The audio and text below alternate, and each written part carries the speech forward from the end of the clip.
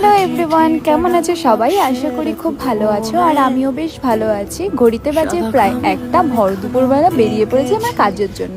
এখানে আমি ঠাকুরকে একটু নমস্কার করে নিই। আর দিনটি ছিল 20 জুলাই। জানি অনেক লেট হয়ে গেল আপলোড করতে, কিন্তু একটু ব্যস্ততার কারণে আমি এই ভিডিওটা পোস্ট করতে পারিনি। কথা বলতে বলতে আমার কাজও স্টার্ট হয়ে গেছে। তো আজকে কাজ ছিল আমার মান্ডালার মধ্যে। ব্রাইড একটু সিম্পলের মধ্যে পড়তে চেয়েছে, তাই ফ্রন্ট হ্যান্ড কমপ্লিট করার পরে আমি একটু ব্রেক নিয়ে নিলাম, জানি আমি খাওয়া দাওয়া করে নিলাম। আর এদিকে দেখো আমি একটু নটঙ্কি করে নিচ্ছি।